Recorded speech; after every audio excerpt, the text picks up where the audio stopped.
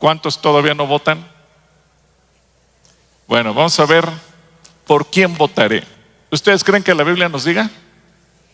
Sí nos dice por quién debemos de votar. No nos va a decir nombres de partidos políticos, pero sí nos da principios para que sepamos votar. Si tú ya votaste, ahora revisa el voto que hiciste respecto a lo que dice la Biblia y te pondrás tache o palomita dependiendo cómo hayas votado. Pero vamos a orar para que Dios nos hable. Señor, que tu Espíritu Santo sea hoy con nosotros. Permíteme ser claro en la exposición de tu palabra, que podamos entender lo que está escrito en ella y de esa manera también podamos decidir, discernir correctamente a quién le vamos a entregar nuestro voto. Una oportunidad que tenemos hoy nosotros como mexicanos, oportunidad que en muchos países no existe, pero que en este país tenemos y es parte de nuestra libertad. Gracias, Señor. Bendice a tu iglesia y que tu palabra fluya en el nombre de Jesús. Amén. Mucha gente dice, hermano, pero ¿para qué voto si Dios quita y pone? Bueno, pero es una combinación entre la autoridad que Dios da y la decisión nuestra. Así que vamos al libro de Oseas, capítulo 8, versículo 4. Oseas 8:4. Me llama la atención porque a través del libro de Oseas el Señor nos hace un reclamo y nos hace un reclamo fuerte. Y dice ahí, Oseas 8:4. Voy a esperar que esté en la pantalla, ya está en la pantalla. A ver, léanlo en voz alta todos, ahí está en la pantalla. ¿Qué dice?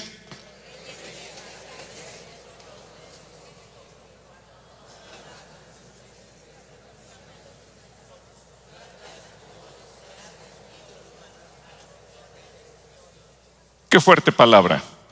Los reyes que establecen, yo no los he escogido. Cuando nombran a sus príncipes, nunca me lo dicen. Con su plata y su oro se hacen ídolos para su propia destrucción. ¿Qué palabra tan fuerte? Porque es un reclamo de Dios a nosotros. Porque cuando elegimos gobernantes, los elegimos mal. Y los elegimos sin considerarlo a Él. Y es aquí el regaño de Dios a nosotros, su pueblo. Dice, fuiste a votar, elegiste gobernantes, pero no me preguntaste. No me tomaste en cuenta. No tomaste en cuenta lo que yo te digo. Bueno, en cierta ocasión un candidato para un puesto de gobierno hacía su proselitismo político diciendo a la gente, voten por mí. Yo nunca he robado nada porque nunca he manejado dinero público. Denme una oportunidad. Parecería que hoy en día todos los políticos dicen lo mismo, ¿verdad? Y a veces, bueno, hoy estamos eligiendo más de 20,000 puestos de elección popular que van a gobernar, desde presidentes municipales, diputados federales, diputados locales, gobernadores, senadores y presidente de la República. Más de 20,000. En cualquier empresa, y estoy seguro donde ustedes trabajan, los que trabajan aquí en alguna empresa, pues hacen muchos exámenes de capacidad, que si hablas inglés, que si sabes manejar alguna computadora, que si cuáles son tus habilidades, cuáles son tus talentos, y en función de eso se escoge o se elimina a la gente cuando no es la más capaz. Pero los puestos de elección popular no se eligen de esa manera.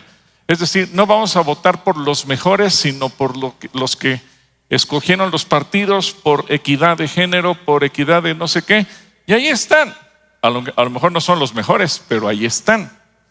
Y eso me hace recordar que en cierta ocasión, así como no hay muchas opciones y no hay muchos políticos capaces, en una ocasión iban en un avión 4 personas, un político, un pastor, un jugador de fútbol y un niño. El motor del avión se había incendiado y entonces el piloto del avión dijo, hay 4 paracaídas, uno para mí y los otros 3 se los distribuyen entre ustedes. Pero eran 4 pasajeros. Entonces se lanza el político, con una mochila y dice: yo soy el político más inteligente y veraz del mundo, entonces tengo derecho, y se tira. Luego el jugador de fútbol dice: yo agarré el otro porque el mundo no se puede perder mis goles. Bueno, entonces toma la otra mochila y se tira. Entonces el pastor le dice al niño: tírate tú. Entonces el niño le dice: bueno, mire, el político que se tiró se lanzó con mi mochila y quedan 2 paracaídas, uno para usted y uno para mí. A veces así de inteligentes son nuestros políticos. Muchos van a votar porque tienen tal vez un punto de político de pasión, y de eso va a depender su voto. Otros por la simpatía que tienen de una persona más que por su conocimiento. Otros por los colores que le gusten, sin importar la ideología. Otros votan por presión, porque forman parte de un sindicato, de un corporativo, y les dicen que van a perder privilegios o beneficios. Otros votan por 100 pesos, porque les dieron dinero, o porque les dieron una gorra, una playera, un bulto de cemento, o lo que sea. Porque regularmente los políticos buscan comprar conciencias y comprar votos. Unos van a votar por comodidad para ser beneficiados de un sistema.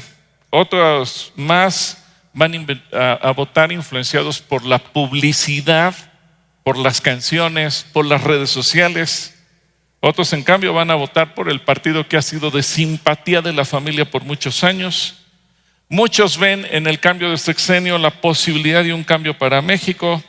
Otros tienen sus dudas debido a los insultos que hemos escuchado y las acusaciones en los debates, los ataques y los pleitos de vecindad entre partidos y candidatos. Otros tienen miedo de ir a votar porque ha habido tanta violencia, especialmente en este proceso electoral, y ha habido tantos asesinatos como nunca antes en la historia de México.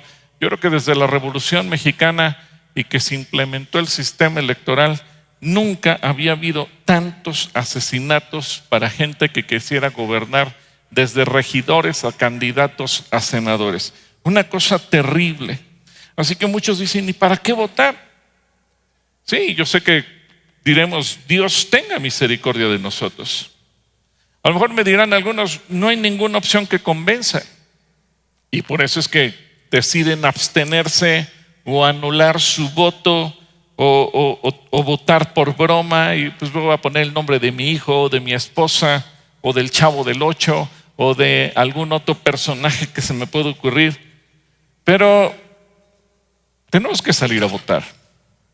Es una obligación y también es un derecho, y además es una responsabilidad espiritual por cuanto estamos orando por nuestro país. Sé que el panorama es confuso, sobre todo porque ahora vemos coaliciones de partidos políticos que antes fueron adversarios y con ideologías completamente opuestas. Y más confuso cuando decimos: pero es que los de antes robaban más, y ahora esos de antes ahora están en otro partido, y al pasarse de partido parece que el cambiarse de colores o de partido político los redimió, y ahora son las personas más honestas, íntegras e inteligentes que puede haber. Entonces dice la gente: caramba, estoy en una encrucijada, ¿por quién votar? Si la realidad es porque no hay ni a quién irle. Pero la Biblia nos da algunas pistas claras que debemos tomar en cuenta. Primer pista, ¿quieren ustedes saber cuáles son esas pistas? ¿Sí quieren saber? Bueno, primer pista, es nuestra obligación ir a votar. Pero además es un derecho, no solamente porque está establecido en la Constitución Política de los Estados Unidos Mexicanos, sino porque la Biblia también lo dice. Daniel capítulo 4 versículo 17. Fíjense lo que dice Daniel 4, 17. La sentencia, es decir, la resolución, la decisión, ¿quién va a gobernar? Dice: la sentencia es por decreto de los vigilantes y por dicho de los santos la resolución, para que conozcan los vivientes que el Altísimo gobierna el reino de los hombres, y que a quien Él quiera lo da, y constituye sobre él el más bajo de los hombres. Sí, el gobierno depende de Dios, pero ¿de quién es la decisión? ¿A quién se le entrega? Nuestra. ¿Quiénes son los santos que toman la resolución? Nosotros. Así que si tú renuncias a tu derecho a votar y dices no voto, tú te estás perdiendo ese derecho que Dios te da, pero estás renunciando también a una responsabilidad que Dios coloca sobre tus manos. Obviamente eso tiene que venir acompañado de la oración. Esa resolución nuestra, nos enseña el libro de Apocalipsis, se refiere a nuestra oración. No voy a leer todos los versículos, pero anota Apocalipsis 8 del 1 al 5. Qué importante es la intercesión, y por eso es que hace 21 días comenzamos un programa junto con muchos otros pastores e iglesias en la República Mexicana de 21 días especialmente por este día. ¿Por qué? Porque la intercesión cobra una importancia asombrosa cuando nos damos cuenta que todo lo que ocurre en la tierra, nosotros lo podemos transformar a través de la oración. Pero no es solo orar, porque yo sé que algunos me dirán, hermano, yo ya oré, ya no voto. No, es que ambas cosas son necesarias. Tu oración y tu resolución. Tu oración y tu resolución. Dile a la persona que tienes a tu lado, tu oración y tu resolución. Algunos dicen, ¿y para qué orar si ya sé quién va a ganar? No, tú sal y vota. El dicho de los santos es nuestro voto. Vivimos en un país donde Dios nos ha dado esa oportunidad.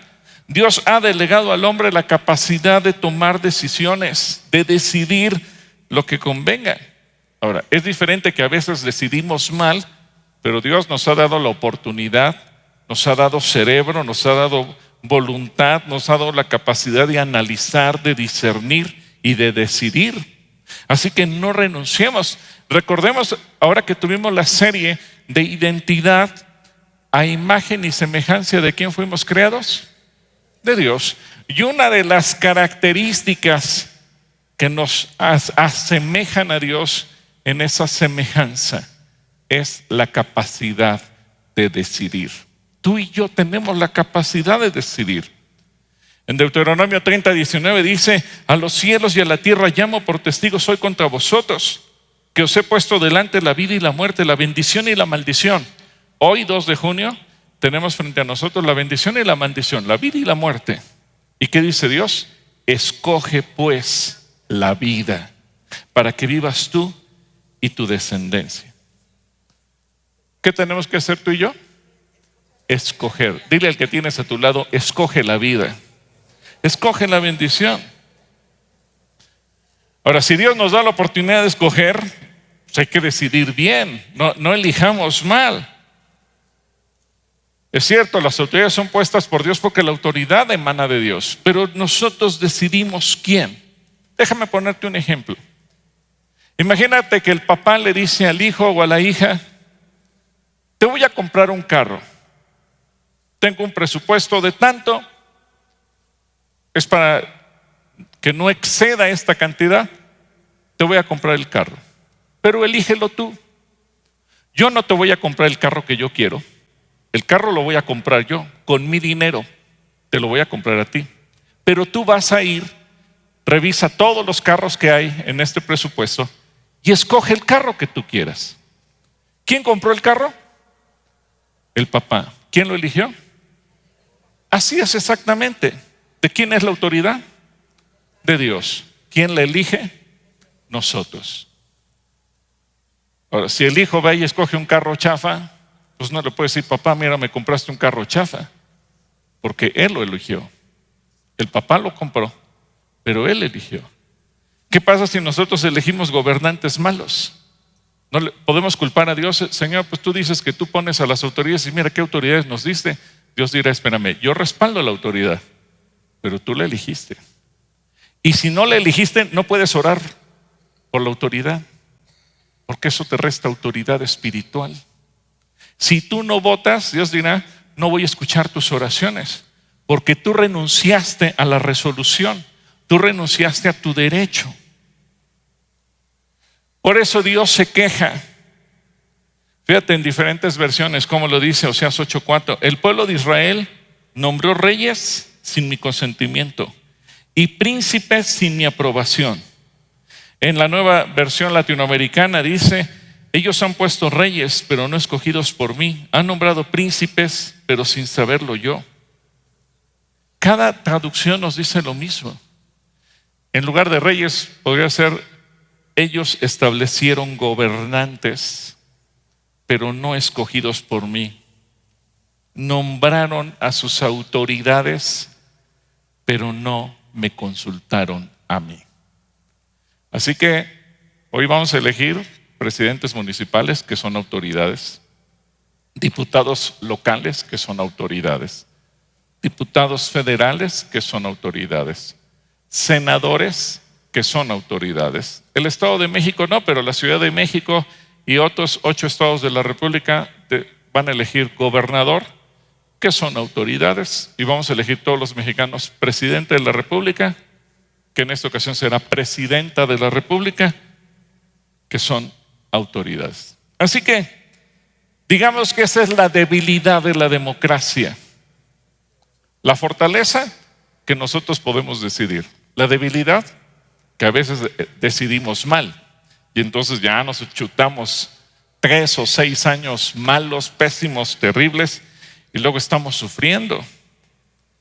¿Cómo nos la pasamos a veces batallando? Hermanos, que una iniciativa, hermanos, que ahora van a atentar contra esto, hermanos, ahora contra esto, hermanos, ahora contra aquello, y ya no sabemos qué hacer. Bueno, ¿cómo podemos decidir? Pues vamos a votar y votemos bien.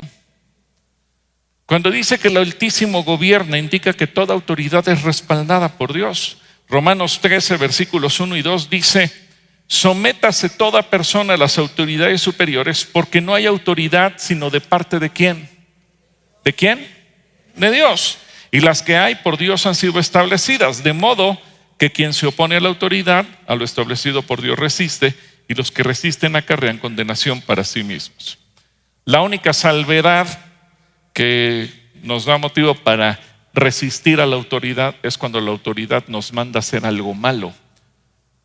Como lo dijeron los apóstoles, es menester obedecer a Dios antes que a quién, que a los hombres. ¿Y qué pasa si la autoridad va poniendo leyes de muerte, leyes perversas, leyes en contra de lo que Dios dice? ¿Tenemos que someternos a esas leyes? No. Incluso la constitución política de nuestro país contempla la objeción de conciencia. ¿Por qué? Porque tú por tu conciencia puedes decir: yo no puedo hacer lo malo solamente porque un político corrupto quiere que yo lo haga, porque para eso creo en Dios y por eso tengo principios y valores basados en la palabra de Dios. Y si tú eres maestro, o tú eres abogado, o tú eres médico, no importa qué te dediques, tú tienes derecho a actuar de acuerdo a los principios que rigen tu vida con la palabra de Dios. Y luego dice que Él constituye sobre él, muestra que Dios provee la capacidad para gobernar. Daniel 2:21 dice que Dios muda los tiempos y las edades, quita reyes y pone reyes, da la sabiduría a los sabios y ciencia a los entendidos. Así que yo sé, la mayor parte de los gobernantes no toman en cuenta en lo absoluto a Dios y desean gobernar como ellos quieren o como ellos piensan. Por eso es el fracaso de muchos gobiernos. Y si a eso le agregamos que en lugar de buscar la bendición de Dios, buscan la bendición de la brujería, de la hechicería, de Satanás, del ocultismo, pues nos damos cuenta por qué estamos como estamos. Entonces, ¿por quién votaré? Dile al que tienes a tu lado, ¿por quién vas a votar? Aunque el voto es secreto, la pregunta que nos hacemos todos: ¿y por quién votaré? México necesita la bendición de Dios, México necesita un cambio, sí, todos estamos seguros, todos estamos cansados de la inseguridad. ¿Estás cansado de la inseguridad? Sí, es lamentable.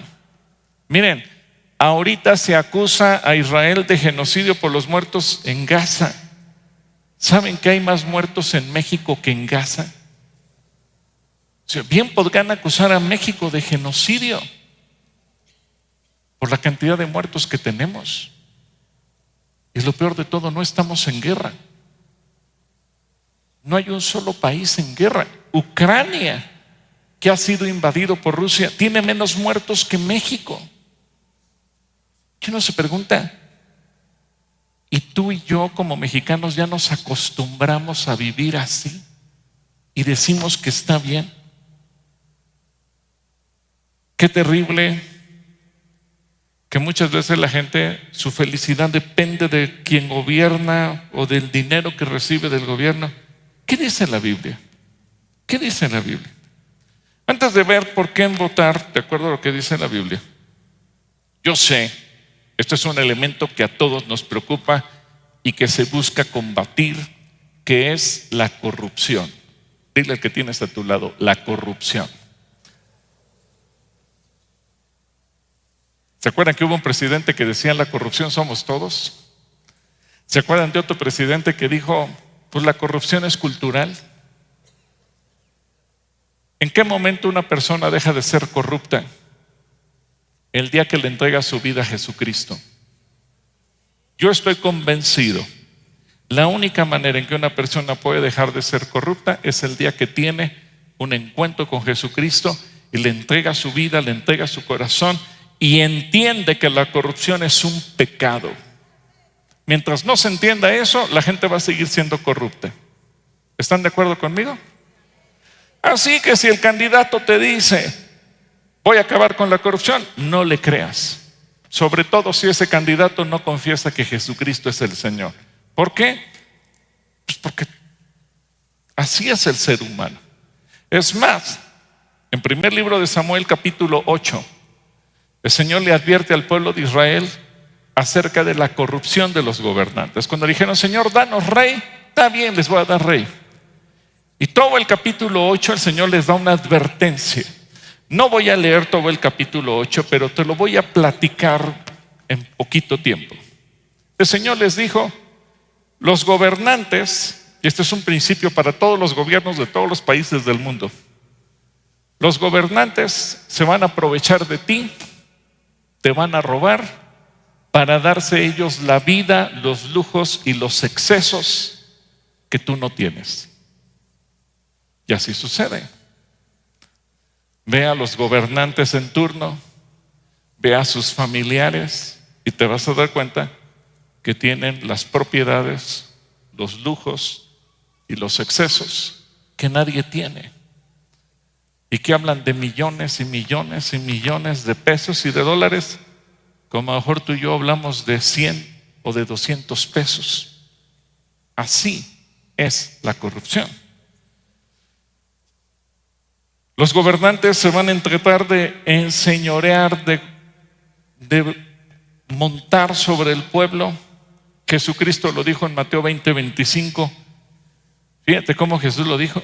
Entonces Jesús llamándolos dijo, ¿sabéis que los gobernantes de las naciones se enseñorean de ellas y los que son grandes ejercen sobre ellas potestad? Es decir, Jesús mismo nos advierte. Las autoridades se van a tratar de aprovechar de ti. Así que gobiernos van y gobiernos vienen y la esperanza de que el siguiente sea menos corrupto que el anterior se diluye cuando vemos que la corrupción del presente supera a la corrupción del pasado. Y eso ha pasado toda la vida. Mire, yo tengo 60 años y desde que tengo uso de razón he escuchado eso siempre. Dile al que tienes a tu lado, la corrupción va a estar ahí hasta que tengamos gobernantes cristianos. Por eso es que la iglesia tiene que preparar gobernantes cristianos. ¿Cuántos creen que México necesita gobernantes cristianos? Tengo 40 años de conocer al Señor y siempre hemos orado, Señor, danos gobernantes cristianos, pero un chico cristiano se quiere meter en la política. No te metas en eso, eso es del diablo. Y entonces ya, dices, bueno, ¿de dónde van a salir los gobernantes cristianos si no los dejamos? Fíjense, la ONU acaba de terminar una encuesta en todo el mundo. Prácticamente ha sido un rotundo fracaso. La pregunta era, diga por favor, honestamente, ¿qué opina de la escasez de alimentos en el mundo? Primero, en Argentina no supieron qué era por favor. En Cuba no podían explicar qué cosa era opinión. En Europa no supieron qué era escasez. En África no sabían qué era alimentos. En Estados Unidos no sabía qué era el resto del mundo, y en México, en las cámaras de senadores y diputados, se sigue discutiendo qué es honestamente. Así que, pues, ¿para dónde vamos, verdad? Ahora, algunos dicen, hermano, pero la Biblia no habla de política. Vaya que ignoras la Biblia. La Biblia nos habla fuertemente de política y nos habla de sistemas de gobierno. Fíjate, en Hechos 13, versículo 20 al 22 dice, hablando del gobierno que tuvo el pueblo de Israel, 450 años después fueron gobernados por jueces hasta que llegó el profeta Samuel. De jueces hubo un gobierno de un profeta, Samuel. Más tarde pidieron un rey, tercero, y les dio a Saúl, hijo de Cis, de la tribu de Benjamín, quien los gobernó por 40 años, durante 40 años. ¿Y qué tan buen gobierno fue el de Saúl? Pues empezó bien y terminó como mal, fue malito, ¿verdad? ¿Cómo salieron los jueces? Pues unos buenos y otros malos y otros regulares. Cuando Dios le quitó el trono a Saúl, puso como rey a David, de quien dijo, me agrada David, el hijo de Isaí, porque sé que él cumplirá los planes que yo tengo.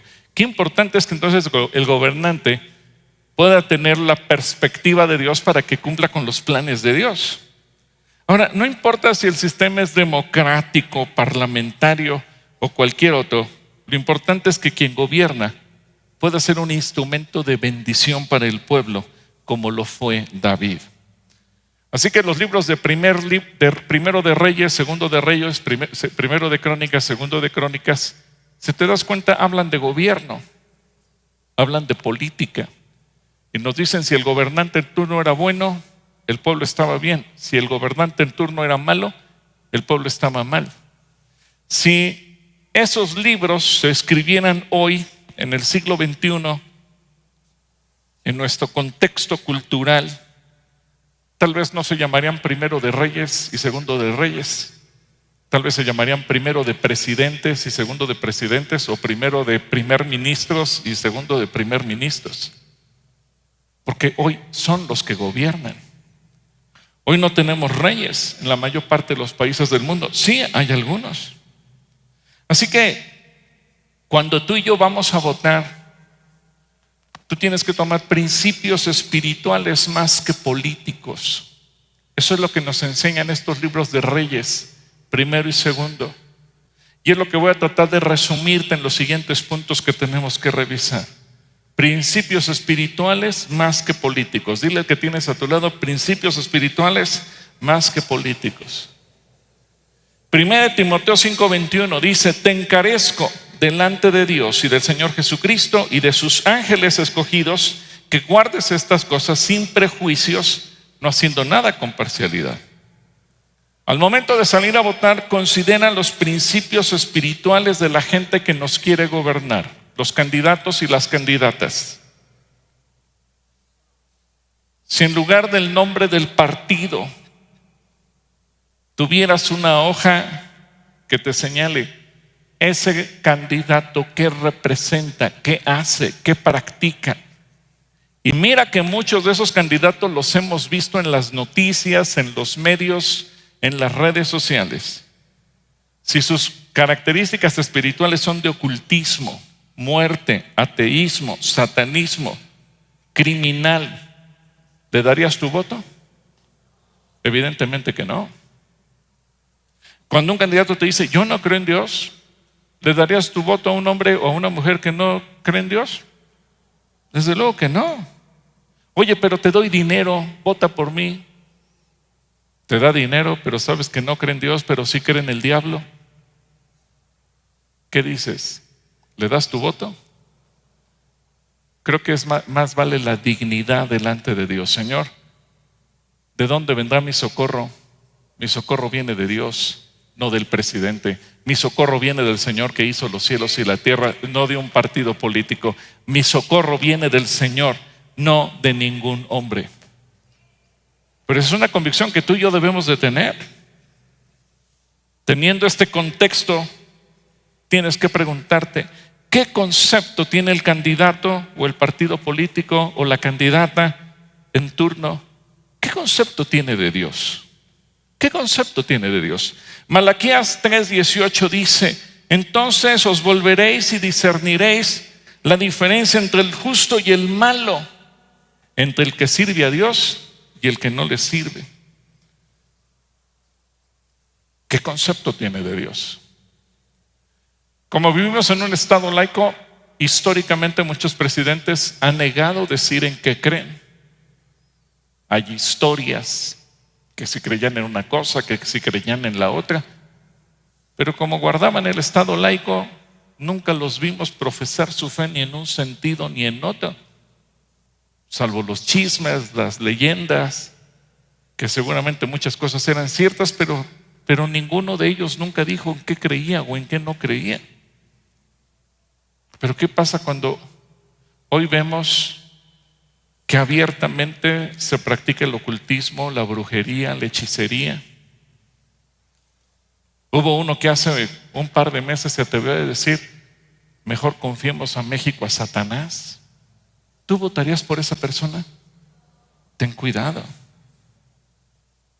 Muchos candidatos, aunque se dicen respetuosos de todas las religiones y creencias, niegan creer en algo, aunque en lo secreto practican el ocultismo. En el Salmo 83, versículo 16 dice: llena sus rostros de vergüenza y busquen tu nombre, oh Jehová. Sean afrentados y turbados para siempre, sean deshonrados y perezcan, y conozcan que tu nombre es Jehová, tú solo Altísimo sobre toda la tierra. Así que si tú quieres a un México bendecido, no votes por un ateo, ni un satanista, ni un santero, ni que esté entregado a prácticas de ocultismo, ni anticristiano. Ten cuidado. Ese es un principio. Y si no sabes por quién, googlealo. Ahora sí que gracias a Dios por Google, ¿verdad? ¿Y en qué cree este candidato o esta candidata? Googlealo. Y ahí tú verás lo que dice Dios y qué dice esa persona de Dios. ¿Qué concepto tiene de la iglesia? Históricamente en México había un pacto no escrito entre los políticos de todos los partidos que decían: con la iglesia no te metas. Ese pacto estuvo hasta el 2018. Después vinieron una serie de iniciativas en contra de la iglesia. Hoy tenemos en el tintero algunas iniciativas en donde se pretende cerrar iglesias, en donde se pretende, y están propuestas en la Cámara de Diputados y en las de Senadores, por el mismo partido que ha estado todo el tiempo sobre estos temas, diciendo que la Biblia es un discurso de odio, proponiendo que los servidores voluntarios, a ver cuántos servidores voluntarios hay aquí, no importa en qué ministerio sirvas, ¿saben qué propone esa ley? Que todos los servidores voluntarios sean tratados o se les considere como víctimas de trata de personas, y que a la prostitución se le legalice como un trabajo digno, porque lo equiparan con el voluntariado en una iglesia. Dices, ¿es en serio? Como dicen los jóvenes, ¿neta? Pues neta. Yo me dice: Señor, yo no le voy a dar mi voto a esas personas, porque si le doy mi voto, yo sé que ellos van a venir por mí y van a querer cerrar esta iglesia y nos van a perseguir a todos nosotros. Y no es un cuento, son iniciativas que hoy están por discutirse, porque un grupo de perversos piensa así. Por eso nuestro voto puede cambiar el rumbo. Aunque me den dinero, ¿para qué quiero dinero si me quieren matar? ¿Qué concepto tiene del ocultismo? ¿Qué concepto tiene del ocultismo? Es claro que muchos políticos quieren deshacerse de Dios. ¿Y sabes qué es lo mejor de todo? Que el Salmo 2 lo dice. Fíjate, el Salmo 2, versículo 1 dice: ¿por qué se amotinan las gentes y los pueblos piensan cosas vanas? Se levantarán los reyes en la tierra, es decir, los gobernantes, y príncipes consultarán unidos contra Jehová y contra su ungido, diciendo: rompamos sus ligaduras y echemos de nosotros sus cuerdas. El que mora en los cielos se reirá, el Señor se burlará de ellos. Luego hablará de ellos en su furor y los turbará con su ira. Pero yo he puesto mi rey sobre Sión, mi santo monte. Aguas, porque hoy algunos, justamente con estas iniciativas, están buscando deshacerse de Dios, de deshacerse de su gobierno. Por eso muchas iniciativas dicen: es que la Biblia dice, y contradiciendo lo que dice la Biblia, quieren legalizar todo lo malo. Así que tú decides si votas por esas personas o le das tu voto a otro. Búscalo y discierne tu voto antes de decidir. Analiza sus principios y valores morales respecto al matrimonio y a la familia. En Levítico 20:10 dice: si un hombre cometiere adulterio con la mujer de su prójimo, el adúltero y la adúltera indefectiblemente serán muertos. Si alguno se ayuntare con varón como con mujer, abominación hicieron, ambos han de ser muertos. Sobre ellos será su sangre. Y no andéis en las prácticas de esas naciones, que yo echaré de delante de vosotros, porque ellos hicieron todas estas cosas y las tuve en abominación. Entonces, tú tienes que ver, bueno, ¿y estos candidatos qué concepto tienen de eso? Y eso podemos verlo tanto a nivel personal del candidato como del partido político que representa. ¿Por qué? Porque si está en contra de la familia, evidentemente que va a promover leyes para destruir la familia. ¿Tú quieres leyes que destruyan la familia? No. Entonces no votes por quienes saben que van a destruir la familia. Tú sabes que en el Colegio Calacoya Tierra Nueva tuvimos que impugnar los programas de la SEP hasta lograr un acuerdo para poder educar a nuestros niños libres de ideología. Y por cierto, en la Cámara de Diputados y en la Cámara de Senadores, el partido gobernante aprobó una ley que está en contra de todos los padres de familia. ¿Cuántos padres de familia hay aquí? Bueno, el partido en el poder está en contra tuya y dice que si tú educas a tu hijo sexualmente y le enseñas que el varón es varón y que la mujer es mujer, tú eres un criminal y puedes ir a dar 24 años a la cárcel. ¿Sabías eso? No lo sabías. Pero esa ley ya se votó. Y están esperando que pasen las elecciones para publicarla en el diario oficial de la Federación. ¿Tú quieres eso? Así que piensa, ¿por quién vas a votar? ¿Le entregarás tu voto a ese partido? Hermano, pero me ofrecen dinero. ¿Te ofrecen dinero a cambio de cárcel por educar a tus hijos? ¿O a tus nietos si tus hijos ya son mayores de edad? Analiza sus principios y valores morales respecto a las adicciones. Una batalla que se da en las iglesias, aquí con Mario y Rose Arronte al frente del Grupo Libre de Adicciones, y de repente vemos que el gobierno, en lugar de ser nuestro aliado, es nuestro opositor. ¿Por qué? Porque busca legalizar y ver como normal que la gente consuma toda clase de estupefacientes. Y ve, ¿qué opinión tienen los candidatos de eso? Esas luchas que se han mantenido en las cámaras han frenado que se aprueben muchas de esas leyes. Pero como sucede en esas luchas, llega un momento en que se rompe el dique y ellos siguen avanzando. Isaías 5:20 dice: ¡ay de los que a lo malo dicen bueno y a lo bueno malo, que hacen de la luz tinieblas y de las tinieblas luz, que ponen lo amargo por dulce? ¿Y lo dulce por qué? Por amargo. Es paradójico. Que candidatos digan, pues es que yo soy muy moderno, estoy con la chaviza, vamos con todo, con las drogas. Y con el argumento de acabar con la violencia, legalicemos el consumo de drogas. No hay persona más violenta, incluso contra su propia familia, que una persona bajo los efectos de las drogas. Las drogas destruyen.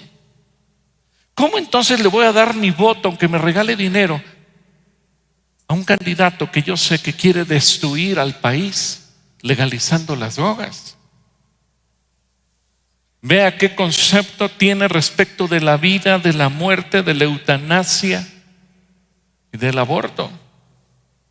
El Salmo 35, versículos 4 al 8 dice: sean avergonzados y confundidos los que buscan mi vida. Sean vueltos atrás y avergonzados los que mi mal intentan. Sean como el tamo delante del viento, y el ángel de Jehová los acose. Sea su camino tenebroso y resbaladizo, y el ángel de Jehová los persiga. Porque sin causa escondieron para mí su red en un hoyo. Sin causa cavaron hoyo para mi alma. Véngale el quebrantamiento sin que lo sepa, y la red que él escondió lo prenda. Con quebrantamiento caiga en ella. Es una batalla que se sigue dando, defender la vida. Algunos piensan, bueno, durante el embarazo, algunos dicen, es que no queremos ver a ninguna mujer en prisión por causa de un aborto. Si tú le pides información al INAI, cosa que hemos hecho en Iniciativa Ciudadana,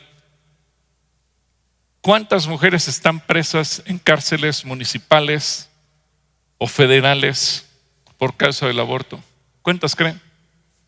Ninguna. Hasta el día de hoy hay 9 personas en prisión por causa del aborto, y todos son hombres. ¿Y por qué están en prisión por causa del aborto? Porque por la práctica que ellos hicieron murió una mujer. Así que es un cuento que se ha inventado. Pero ahí no para la cosa. ¿Te has preguntado por qué, si tú sospechas que tienes alguna enfermedad grave y vas al Seguro Social o al ISSSTE o a cualquier clínica del sector salud, y el médico, la doctora se da cuenta que posiblemente hay una enfermedad grave, te lanzan tu próxima cita para dentro de 8 meses, 9 meses o un año? Porque es una política gubernamental para favorecer la muerte. Así que dicen, es más barato que te mueras a que te dé un tratamiento médico. Y entonces no hay medicamentos, no hay atención médica, porque se privilegia la muerte. ¿Le darás tu voto a quien busque tu vida? Espero que no. Espero que valores más tu vida y que tú mismo no le des tu voto a quien te quiere asesinar. Sobre todo si tienes más de 60 años. ¿Por qué? Porque una ideología que ellos tienen es: la gente está viviendo mucho y hay que detener ese avance, porque los viejos nos cuestan mucho dinero. Hermano, pero nos regalan, sí, pero te regalan y por otro lado te quitan para poderte matar. Así que ten cuidado. Siguiente concepto que tienes que revisar: ¿qué concepto tienes sobre Israel? Wow. Y eso entonces también nos obliga a ver, bueno, ¿y qué concepto tiene de Israel el próximo candidato, el candidato a la presidencia, al Senado, a la diputación? ¿Qué concepto tiene de Israel? El Señor dice en Génesis 12:3: bendeciré a los que te bendijeren, y a los que te maldijeren, ¿qué? Maldeciré. Zacarías 12:3 dice: cuando llegue ese día, todas las naciones de la tierra se aliarán para atacar a Jerusalén, pero yo haré de ella una piedra tan pesada que todos los pueblos que se atrevan a levantarla quedarán hechos pedazos. ¿Por qué nos debe de interesar qué opinan nuestros gobernantes o futuros gobernantes de Israel? Porque de lo que esos individuos decidan, habrá bendición o habrá maldición para nuestro país. Así de sencillo. Por eso tu voto es tan importante. Ahora, y tú dices, ¿y si no gana el que yo voté? Bueno, por lo menos le digas, Señor, tú sabes que con mi voto yo no respaldé al que está. Y eso te da autoridad espiritual para orar. Pero si tú te quedaste neutro, históricamente los neutros siempre le dan la razón a los malos. Mira, cuando fue la Segunda Guerra Mundial, Dinamarca, Holanda, que fueron los países neutros, Suiza, y que no se aliaron cuando Winston Churchill los llamó a unirse para detener el ataque nazi, estos países dijeron, no, nos quedamos neutros. ¿Sabes que son a los que peor les fue? Siempre el que se queda neutro le va mal. Siempre el que se queda neutro valida al malo. En esta lucha que hemos tenido por defender la vida, a veces nos encontramos en la Cámara de Diputados a diputados que dicen, hermano, pues yo soy cristiano, pero es que el partido no me deja votar a favor de la vida, pues me voy a ir neutro. No, pues neutro no nos serviste de nada, porque neutro validaste todas las perversidades que declararon estos. Ser neutro no nos ayuda, ser neutro nos destruye. Y siguiente concepto, ¿qué concepto y qué relación tiene el candidato o la candidata con el crimen? El Salmo 9, versículos 15 y 16. Fíjate lo que dice: se hundieron las naciones en el hoyo que hicieron, en la red que escondieron fue tomado su pie. Jehová se ha hecho conocer en el juicio que ejecutó, en la obra de sus manos fue enlazado el malo. Qué triste cuando el gobierno abiertamente convive o pacta con el crimen. Llámese narcotráfico, turismo sexual, tráfico de menores, asesinato, robo, estafa, derecho de piso, etcétera, etcétera, etcétera. Muchas veces no conocemos eso, pero conocemos posiciones. Es más, así como el Señor nos dice que los gobernantes van a aprovecharse del pueblo para darse la vida de magnates con lujos y excesos que la población no tiene, también la Biblia nos dice cuál es una de las obligaciones que tiene el gobierno para con el pueblo. ¿Y qué crees? Que la obligación del gobierno no es darnos dinero, pero sí lo menciona. ¿Cuál es la obligación del gobierno? Romanos capítulo 13, versículos 3 y 4. Romanos 13, 3 y 4. Dice, porque los gobernantes no están para infundir temor a los que hacen lo bueno, sino los que hacen ¿qué? Lo malo. ¿Quieres vivir sin miedo a la autoridad? Haz lo bueno y tendrás su aprobación. Pues la autoridad está al servicio de ¿quién? Ponme la pantalla, no me la quites, por favor. Anda. La autoridad está al servicio de ¿quién? A ver, pásale al siguiente versículo, por favor. Si haces lo malo, entonces sí debes temer, porque no llevará espada en vano, sino que está al servicio de ¿quién? De Dios, para darle su merecido al que hace lo malo. A ver, ¿cuál es la autoridad? ¿Cuál es la responsabilidad de la autoridad? ¿Cuál es la responsabilidad de la autoridad? Pero ese servicio, ¿en qué se traduce según lo que dice aquí? ¿En qué se traduce? Díganlo. Sin miedo. ¿Darle abrazos o castigar a los malos? Castigar a los malos. No tenga miedo. La autoridad está puesta por Dios para castigar a los malos, no para darles abrazos. ¿Cuántos están conmigo? Bueno, no conmigo, con Dios. Pues yo no dije eso. Quien lo dice es Dios. Así que no le des tu voto a quien quiere abrazar a los malos. Dale tu voto a quien los quiere castigar. A veces nos preguntamos, ¿por qué hay tanta inseguridad? Bueno, ¿te das cuenta que la Biblia nos dice por quién sí o por quién no? Y evidentemente habrá situaciones de economía, políticas públicas y otras cosas que tú tienes que investigar y que eso ya te van a aún detallar más por quién vas a votar. Pero quiero terminar con lo siguiente. Uno, no te abstengas. Dile al que tienes a tu lado, no te abstengas. Ve y vota. Es tu derecho, pero también es tu responsabilidad. No solamente delante de las leyes mexicanas, sino delante de Dios. ¿Por qué? Porque es tu resolución. Dios da la autoridad, pero es tu resolución la que va a decidir quién va a gobernar. No pongas el nombre de artistas, deportistas, amigos ni familiares. Eso equivale a abstenerse. Segundo, sé congruente entre lo que oras y lo que votas. Dile al que tienes a tu lado, sé congruente. Sí, porque creo que a veces los cristianos no somos congruentes. Oramos, Señor, danos gobernantes conforme a tu corazón, temerosos de Dios, pero vamos y votamos por los peores, por los más incrédulos, los más paganos, los más satanistas, los más perversos. Y luego pues nos vienen años de llorar y sufrir y ayunar. El Señor va a decir, ¿por qué no eres congruente? Me pides una cosa y vas y votas por otra.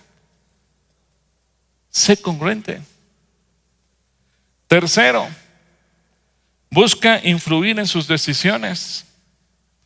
Para los que piensan que la Biblia no habla de política, ¿cuántos han leído aquí el libro de Isaías? Yo creo que es uno de los libros más preciosos del Antiguo Testamento. 66 capítulos extraordinarios. Pero sabes que la base de ese libro es político.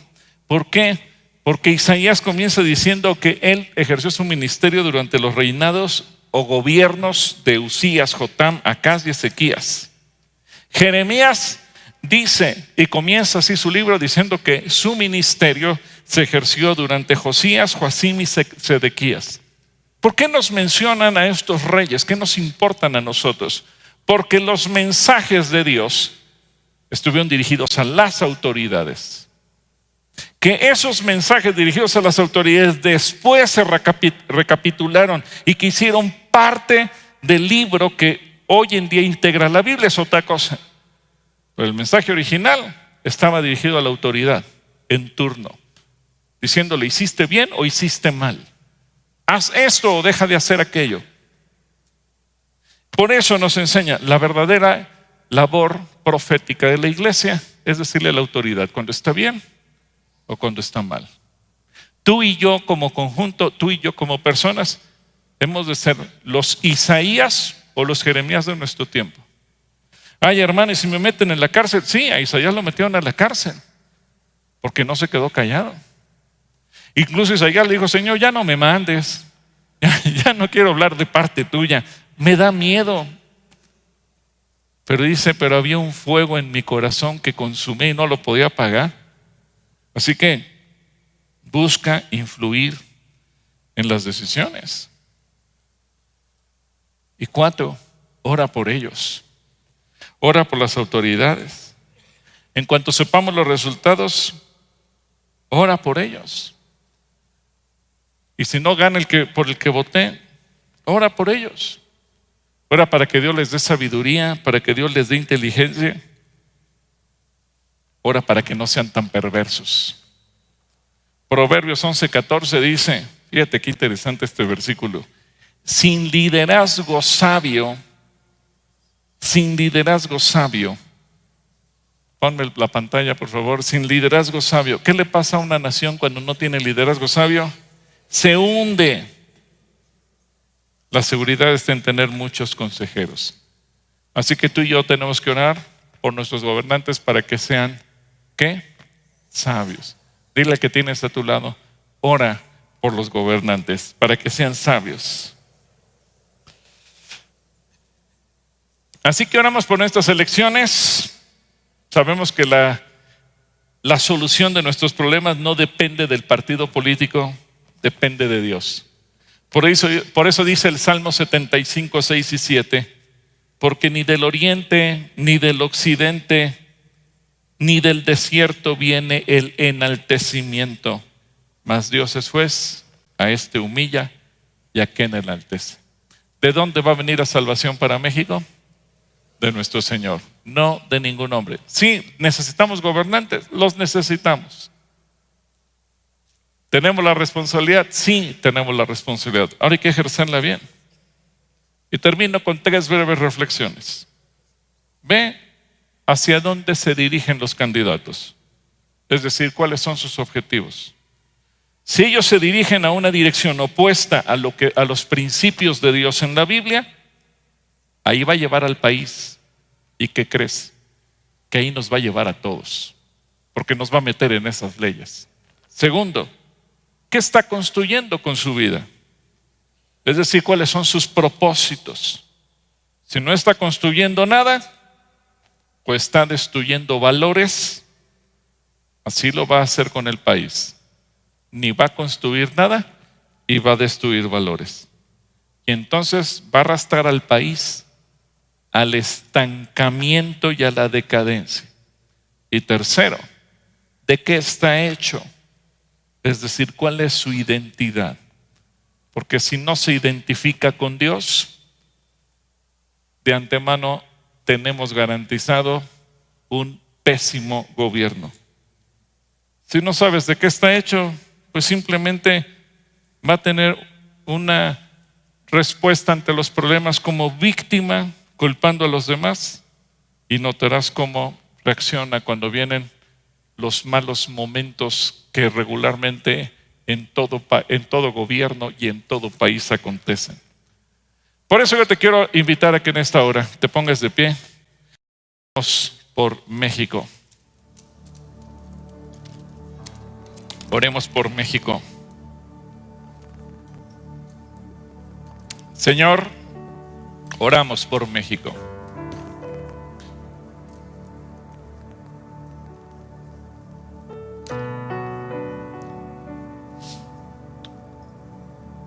Hoy decidiremos los mexicanos quién será nuestro próximo gobernante. Lo más seguro es que será una mujer. Danos sabiduría para no elegir a la mala, sino elegir a la menos mala.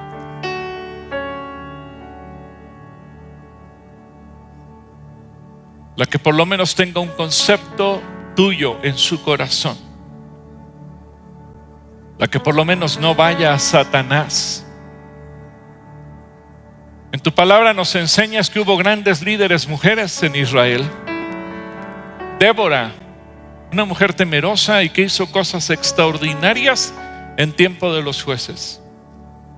Pero también está Jezabel, una reina malvada que dejó sentado una de las peores épocas, y que incluso en Apocalipsis tú mencionas como un espíritu que gobierna sobre muchas personas. Dios, danos una Débora y líbranos de caer en las manos de una Jezabel. Que al menos los cristianos que tenemos tu palabra, la cual nos orienta en todos los temas y saberes de la vida, la podamos poner en práctica. Que podamos ir y votar de acuerdo a los principios que tú nos das y no por otro tipo de intereses o conveniencias. Perdónanos, Señor, porque si hoy en día nuestro país está hundido en una violencia extrema, si al final de estos 6 años tenemos más pobres de los que teníamos hace 6 años, si cada día se rompen récords de asesinatos en nuestro país, si cada mes hay más muertos que el mes anterior, si a nosotros mismos nos da miedo salir a la calle de noche por la violencia que se respira, Dios, perdónanos, porque nosotros levantamos a los gobernantes que están terminando, desde el presidente hasta los diputados, y que nos quedaron a deber.